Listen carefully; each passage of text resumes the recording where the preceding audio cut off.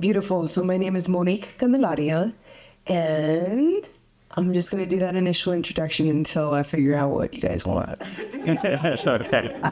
Yeah, hi, I'm Levin Garbish. This is my third feature film that I wrote and directed. So, yes, very fun.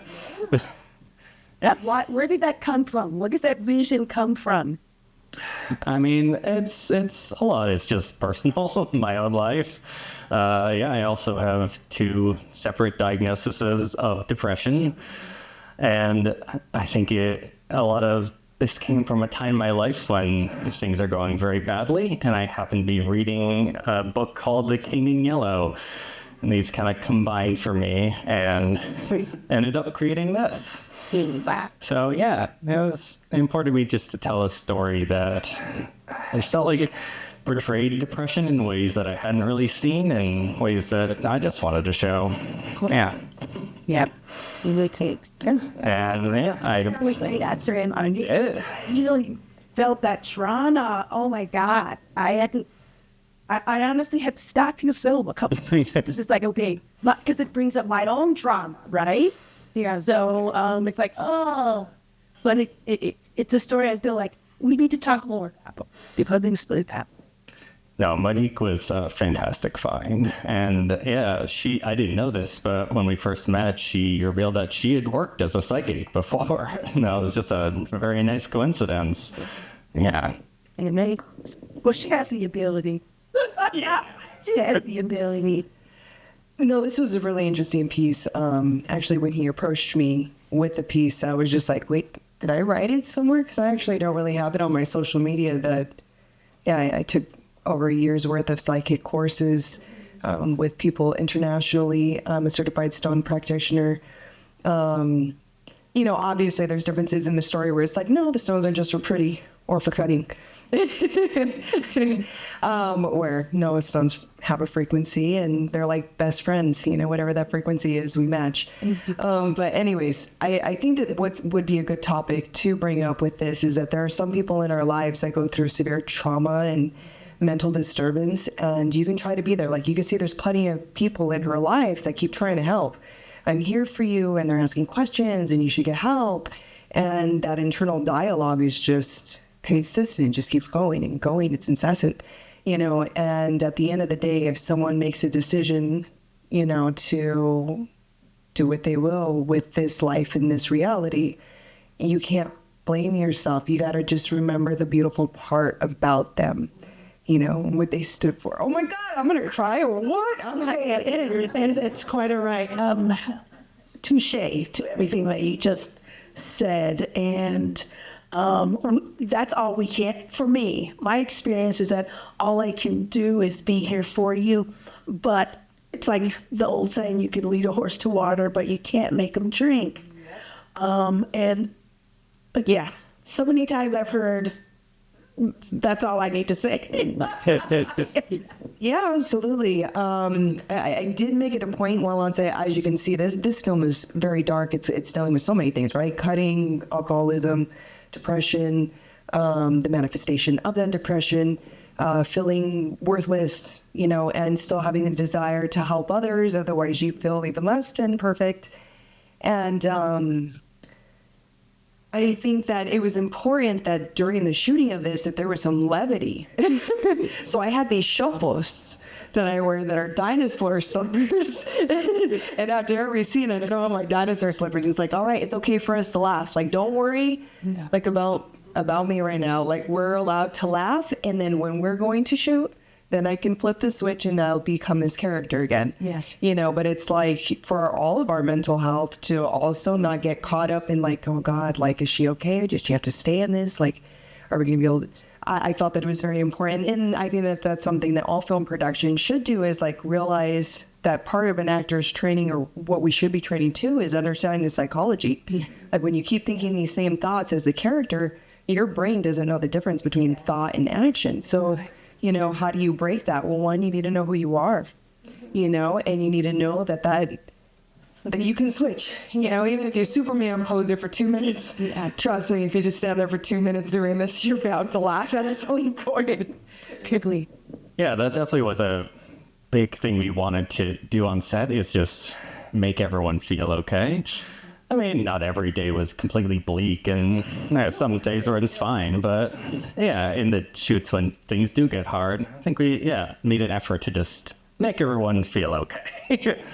Yeah, it's nice. We got the intimacy coordinator on one day during the rape scene, and that was nice. That was a very welcome presence. Recommend that to film productions. Having just like a therapist on set you can talk to, very nice. That's so good. I'm going to open it up to questions now. Got the actor and the director lighter. So questions, ask questions. I call a lot of Lovecraftian references. Is this a Yellowpatab movie, The King in Yellow? Sorry. The King in Yellow is a collection of short stories written by Robert W. Chambers. It's often coincided with Lovecraft stuff, so it often melds together. The book in itself, I can talk about some inspirations for this. The book, The King in Yellow, references a play that if you read it, you basically go insane and might kill yourself. And I always thought it was interesting that play was described as having two very different acts. One that was very chill and calm, and then that second act that just kind of turns everything on its head. So I was trying to sort of convey that in a different way. But yeah. There was someone here that had a question. I was wondering there's going to be a two if it was all good. And I was thinking that there's another movie just been so on with this one. No. Is that going to be Dylan's story? No, I don't think so. That was so good. Poor Dylan. Yeah. Watching the movie and knowing her and then seeing her on film, it was weird because I separated diagnose her. I knew aching and it just really good. That's the mark of a good actress. Look at us. Absolutely. Other questions? There's one back here. You just get bit. Okay. Yeah. Fast, please. Do you have a sales agent and distributor? And can you please talk about your pre-production process? Pre-production. Oh, okay. Sales agent, distributor. My producers have met with several distributors, and I think we've sent it out. We are waiting to hear back from them. Currently, we're just seeing how the festival run goes. But yeah, my last film got distribution, so I'm hoping this one will too. And pre-production, it took a while. It was fun. This kind of coincided with, because I used to live in Los Angeles, which is where I wrote this, and then I moved to New Mexico and very quickly started production on this. So it was a lot of getting used to new people here and meeting new people who could help me on this. So it was a lot of meeting new people and new actors, which was very fun. So yeah. Question. What's the schedule for the festival? And how many festivals do you plan on going to? How many festivals you've been to already? When did you guys, what post-production, when did you guys this happen? Oh, wrapped. We had a private screening over a year ago or just around that time. And this is the first festival it's shown at. Yeah, thank you. Oh. Yes.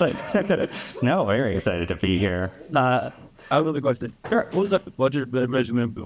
So we don't really talk about how much movies cost, but a filmmaker, I just feel for me, for me, it's just the last how much it cost. So I'm going to send you that list of the I'll be happy to answer that, but I can answer that later. Okay, sure, yeah, you can.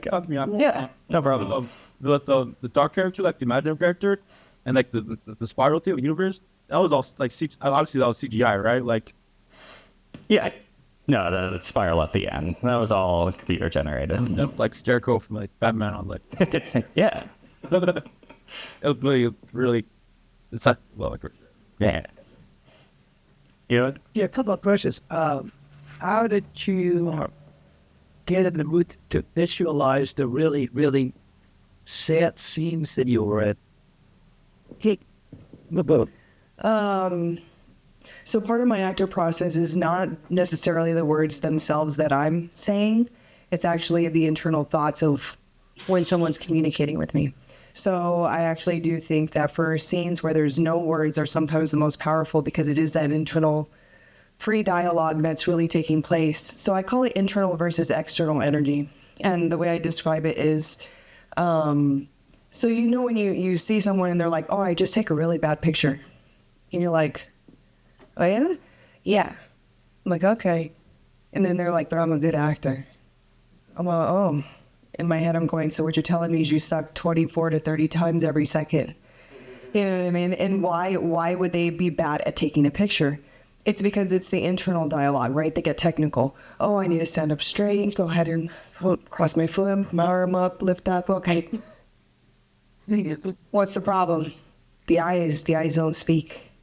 And it's because the internal dialogue is technical. They're not actually thinking anything. Where it's like, if you just had a couple of thoughts, if you're like, okay, I'm gonna think of butterflies, puppy dogs, and Pikachu, you know, and then all of a sudden you start smiling at the things that make you happy. And even if it's not a full smile, because my eyes are smiling, it's a softer look. And so I do feel that, like with those scenes, it is the internal images that are running through that allow me to actually play. So it's funny because even when I'm watching the film, it's like, man, my acting's bad. And it's like, no, she was being fake. She was putting on the mask of everything's fine. Everything's perfect. I can help you. And she can help. So there's some truth in there. There's some truths. But, the second half comes and you see like there is that darkness. So I would say, like, as a human being, we have every emotion that we can think of, right? Like, the moment you're more into the moment now, you know what lust, love, hate, anger, sadness, happiness, all these things are. The only difference between you and a character is how long you live in them.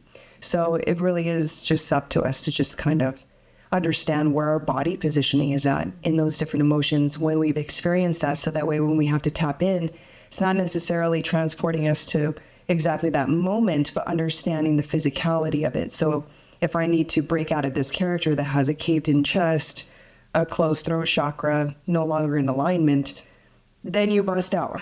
And even if it doesn't feel real for a couple of seconds, give it a second. It'll start feeling real. So yeah, is there any other question that you have? Yeah, the winter scenes in the woods nearby here. Yeah, that was shot up in the mountains in Santa Fe Mountains, near where they have the skiing, I think. Yeah, it was shot in April, and we were kind of hoping that there wouldn't be snow because she had to roll around in the cold, but I like that there's snow, and we had heaters and blankets ready for her, so yeah. And I did. Any other questions? Can you both tell us what's next for you?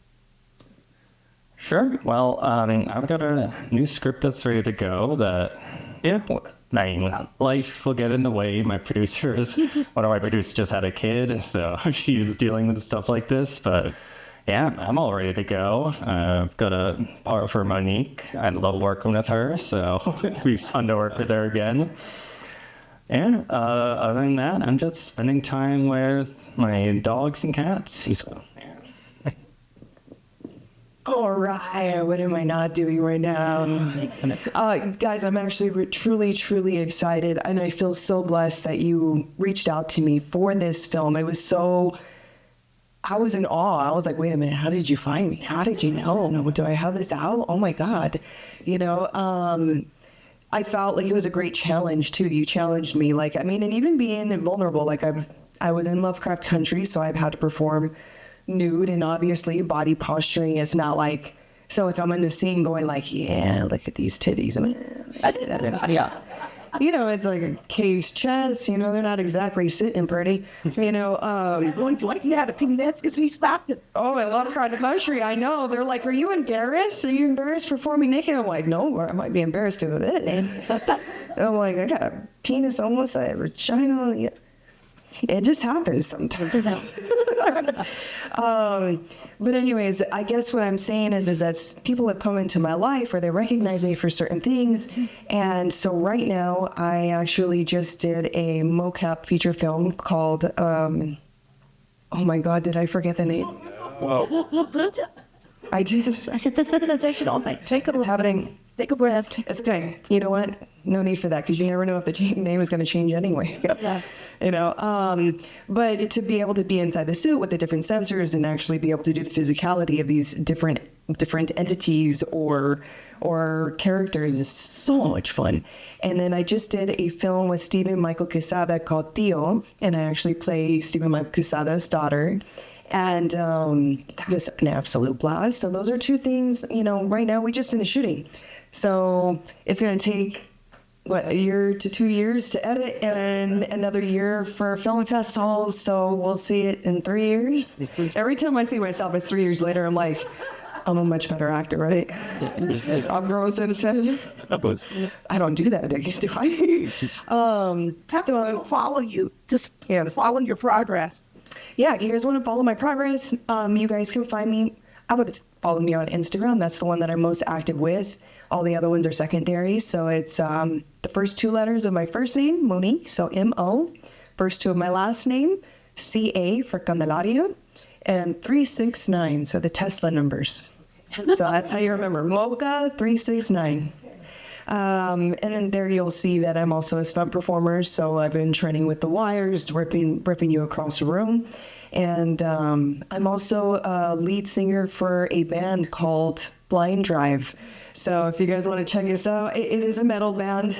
There's definitely screaming if you didn't know I could scream. And yeah, there you go. Oh, sure.